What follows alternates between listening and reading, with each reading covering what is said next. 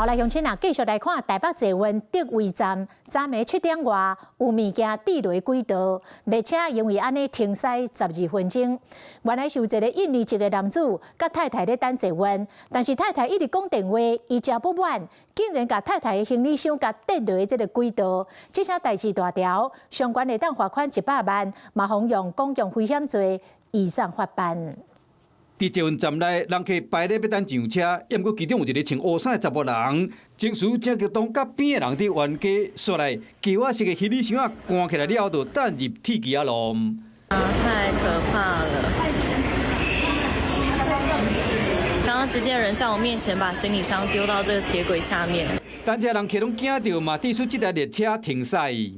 除非站有異常狀況，本公司目前正在處理中。鐵軌路有物件，車廂內同步有放送其他車廂，甚至敢若剩緊急的照明。代誌發生在捷運德惠站，昨暝差不多7點半，印尼籍姓泰查某人甲因太太一捷運要去找大個所在，因過因某一直講電話，伊真不滿，就是講替掛行李。伊說這款態度，一個生氣到底將行李等入去鐵軌路，車未發動，又還有交過，後來由站長落去鐵軌路甲扣起來，經過12分鐘才恢復運行。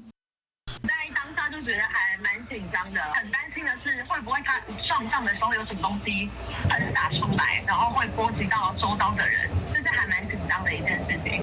人客有吊車鏡加在捷運的列車加鐵軌路無受到影響，是講這個查甫人行為已經犯法啦。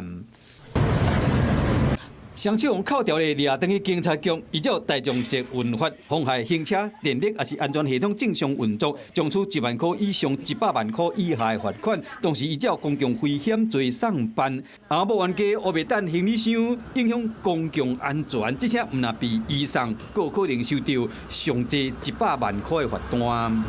Hello， 我是林仙怡。想要搶先掌握最及時的新聞資訊嗎？趕快訂閱、按讚、開啟小鈴鐺，鎖定華視新聞 YouTube 頻道。